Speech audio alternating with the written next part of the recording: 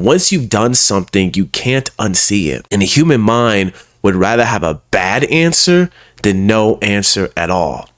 And we do this too. We open doors we know we shouldn't open. We have conversations we know will hurt. We look at things we've been avoiding because the not knowing because its own kind of unbearable pain. What, you wouldn't have let me in? Hell no, I wouldn't have let you in. Do you think I'm crazy? But if I was dumb enough to let you in, you wouldn't even think twice. You would just march on in. Wait, you just marched on in? Yeah, because I had to. And it was scary. What? Do I look like some kind of monster? What if I told you that the scariest part of Barbarian has nothing to do with the actual monster, that creepy lady in the basement? What if the scary part is a door, a regular door in the basement that was always there? And the character who finds it, she doesn't scream, she doesn't run. She stands in front of it and she hesitates. And then for some strange reason, she opens it anyway. And I've been asking myself, why? Why does she open it? Why does anyone open the door they already know is wrong? And then I realized it's not because she was reckless. It is not because she's naive. It's because she did what all of us do when something feels off, but we can't prove that something is off. She told herself she was probably overreacting. This video is about every situation you've ever stayed in too long because leaving felt like too much, or you felt like you were stepping in somebody's toes. Stay with me, because by the end of this, you're going to recognize something about yourself that this movie has been trying to show you the whole time. And after 4 years now since the movie came out, I finally understand what the movie is really trying to say. Before we get into the movie, I need you to think about something. Think about a time when you were somewhere, whether that's a job, a relationship, a friendship, a living situation, and something felt wrong. Something felt off. Not dramatically wrong or off, and not obviously wrong in your face, screaming in your face, just off. Like a sound you can almost hear but can't quite place where it's coming from.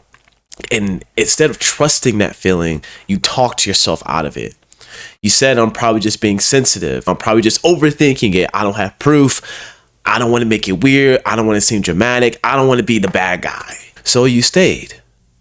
Now hold that feeling, because that's what this entire movie is built on. Barbarian is a 2022 horror film directed by Zach Krieger. On the surface, it's about a woman named Tess who arrives at an Airbnb in Detroit, out of all places, and discovers a stranger named Keith who has already booked the same house. And then as the movie progresses, things go very wrong from there. But I'm not here to walk you through the plot. You've probably already seen the movie. I'm here to talk to you about what the film is actually doing underneath the plot, because Barbarian is one of the most psychologically precise horror movies made in the last decade. And it's not precise about monsters. It's precise about us, about why we ignore danger when it's sitting right in front of us, and why we trust surfaces. And it's really about why we stay. And by the end of this video, I think you're going to realize that you've been in that house before, and maybe you're in it right now. Okay, not literally, metaphorically. The house in Barbarian is doing something very deliberate from the very start. It's an Airbnb, because an Airbnb isn't just a place to stay. It's a place specifically designed to feel safe. You've seen the photos, you've read the reviews, you've gone through the verification process, you paid for it. The entire system surrounding it, the app, the confirmation email, the key lockbox, the star rating, all of it's communicating one thing to you. This is fine, this is legitimate, and most of all, this is safe. You are supposed to be here. However, that's the trap, because the horror of Barbarian isn't that Tess stumbles into some random haunted house in the middle of nowhere. No, the horror is that she stumbles into a place that had every signal of safety, every institutional marker that we've been trained to trust. And underneath it, literally underneath the floor, was something that has been there for decades, something the surface was never designed to show you. Think about how often that happens in real life. Not with monsters, but with situations. You take a job and the office looks clean, the people seem friendly, and the salary is good and you feel great. However, 3 months in, you start to notice some things. The way your manager speaks to people when they think no one is watching, the way that certain conversations go quiet when you walk in, just how the company culture is, and the way that you feel every Sunday night, the Sunday Scaries, and you tell yourself, I'm probably just adjusting. Every job has problems. No job is perfect. And you say to yourself, I don't want to be ungrateful. But what you're also saying to yourself is that the house looked fine. Just like in Barbarian, the house looked fine, the job looks fine. So you decide to stay. But here's where Barbarian gets genuinely brilliant and genuinely uncomfortable. When Tess arrives and finds Keith already in the house, every instinct she has and every instinct we have as the audience is screaming that something is wrong. A strange man, a double booked Airbnb, a dark abandoned neighborhood that she can't see, obviously. The film stacks every red flag that it possibly can. So in my head, I'm thinking, leave, right? Leave the situation. But Keith is nice. He's calm, he's considerate, a little weird, a little awkward, but he comes off as very gentlemanlike, which kind of adds on to his creepy factor a little bit. He offers her the bedroom and he waits to open the wine so she can see it hasn't been tampered with because he offered her tea before and she declined it. He apologizes on behalf of men in general and he telegraphs his awareness of every possible concern that she might have, and he does everything right. And so Tess stays, and in a way so do we. And here's the thing, it's one of the biggest twists in the movie, in my opinion, a very underrated twist, is that Keith actually is a good person. The film isn't lying to us about him, but the film is doing something far more interesting than a bait and switch or a simple turning a concept on its head. It's showing us how we use one person's behavior to justify ignoring the dangers of an entire situation. We do this constantly as human beings. We stay in a bad environment because one person in it is kind to us. We stay in a relationship that isn't working because our partner has good days and we think about the good times. We stay in a city, a family dynamic, a friendship group because one part of it feels safe and one part of it feels familiar. And it's very familiar, it's very comfortable. And we let that one safe thing, that one comfortable thing become the reason we stop examining all the bad stuff while we ignore all the red flags that are screaming at us. Keith being good didn't make the house safe. We needed him to be good so we could stop being afraid. That's where the tension of the first 30 minutes comes from. And that's not stupidity. That's not a weakness. That's just being human.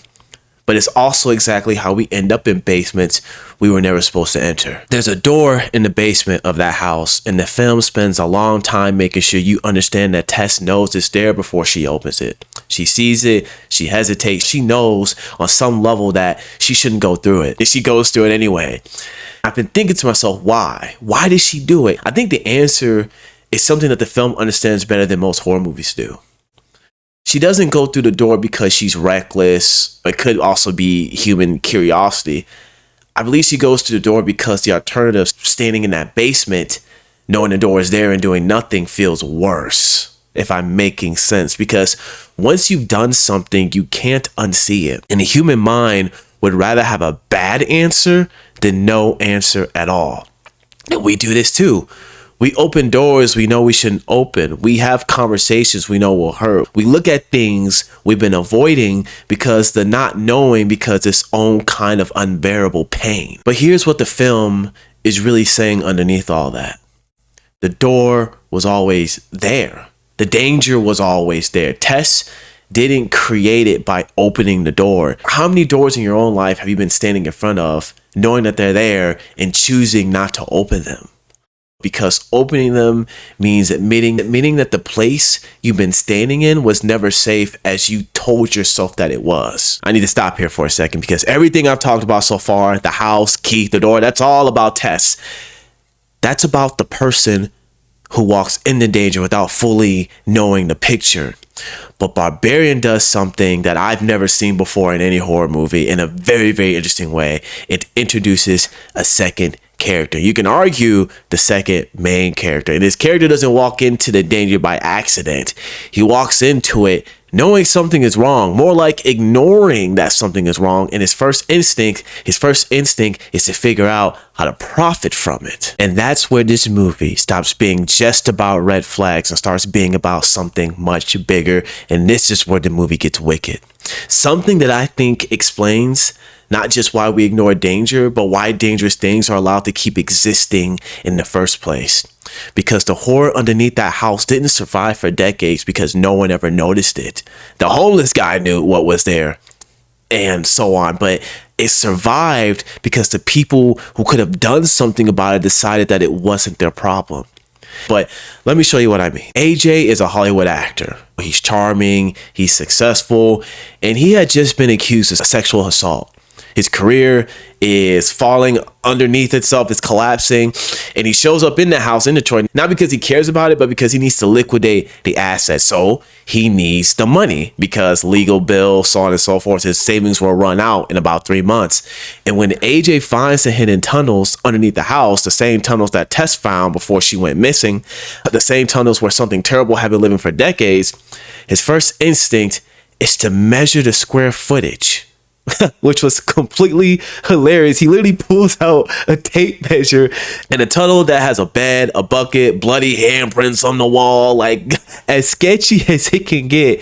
He starts calculating how much extra space he can add to the listing so he can make more money. This is where Zach Cregger's comedy background really comes in, because that scene was hilarious, and I think it's one of the most quietly devastating things I've ever seen in a horror movie, because it's played for laughs. Not only that, however, it's played as a portion of a man who has spent his entire life learning to look at system and ask one question: what can I get out of this? AJ didn't build the horror underneath the house. And in a way, he looks at a reflection of himself who did, which was Frank. Frank built the horror of the house, the original owner, the man who spent decades doing unspeakable things in those tunnels. But AJ inherited the house. He profited from it.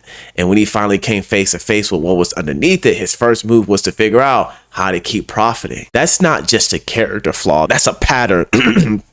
That's what happens when systems are built on hidden damage and the people who benefit from them never have to look at what's underneath. And the film is really asking you quietly whether you've done something or whether you've done a version of this before, whether you benefited from something without asking what it cost. Frank is barely in the movie. He appears in a flashback, already old, already at the end of something, but he is the entire film's architecture. Frank built the tunnels. Frank created the horror, and he did it in a neighborhood that was already disappearing. We all know how bad Detroit is, That street was already abandoned, already being hollowed out, already becoming invisible to the rest of the world. We saw how the cops were acting when they were called to help Tess and how they were treating. The film is very deliberate about that setting because it's telling you that the horror didn't happen in spite of the decay around it. It happened because of it. And the real horror was happening inside the house and not outside the house, in an abandoned community where no one's watching, when the systems that are supposed to protect people quietly stop functioning. That's when the worst things grow. And what Frank created, Mother, the product of decades of abuse and isolation, she's not evil in the way that movie monsters are usually evil. She's something more disturbing than that. She is the literal consequence. She's what happens when something terrible is hidden for so long that it stops being a secret and starts being a reality. Tess survives, and the way she survives matters. She doesn't survive because she was smarter than anyone else. She doesn't survive because she has some knowledge or heroic quality that other characters lacked. She survived because at a certain point, after everything has already gone wrong, after she's been trapped and for probably weeks and terrified and forced to see the things that she can't unsee, she stops trying to make the situation make sense. She starts moving. And I think that's the emotional truth the film has been building towards the entire time. Because the question the movie keeps asking, why do we ignore danger when it's right in front of us? It doesn't have a clean answer. The horror doesn't resolve into something comfortable. There's no moment where someone just explains it all and everything becomes logical. It's not in your face. However, Tess moves anyway. With gut instinct, through a neighborhood that looks like the end of the world, she moves, and at the end of the day, she survives. And that's the closest thing to hope this film offers. Not that you'll see the danger coming, not that you'll be smart enough to avoid it, but you can't see everything coming and you can't avoid everything. But that's when you finally stop pretending, when you finally stop rationalizing, and measuring the square footage and telling yourself you're overreacting. And here's what I keep coming back to be honest with you guys, is that the danger in Barbarian was never hidden the way that scary movies usually hide things. It wasn't a twist that came out of nowhere. It wasn't a jump scare. The signs were there from the beginning. Like I said, that sketchy neighborhood, the double booking, the door in the basement, and the tunnels that just kept going deeper and deeper, and every single thing in that film just had so many red flags. However, they were all pointing to the same truth. And the characters and we watching kept finding reasons to look away.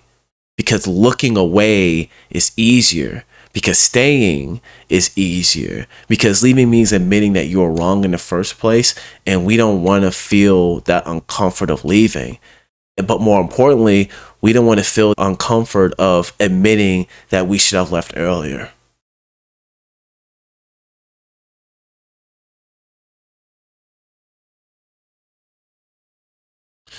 I think about the situations in my own life where I stayed too long, where I told myself I was being dramatic, where I rationalized the red flags because of the alternative, accepting that something I trusted was actually unsafe and that I shouldn't trust it. I just couldn't admit it to myself. What Barbarian taught me, and that what you guys should take away, is that if you're ever in an uncomfortable situation, just get the fuck out. That's the best thing that I can say. But thank you guys for watching the video. Please like, comment, and subscribe. Don't ignore the red flags. If you feel something's wrong, get the hell out of there. And thank you guys for listening to this video.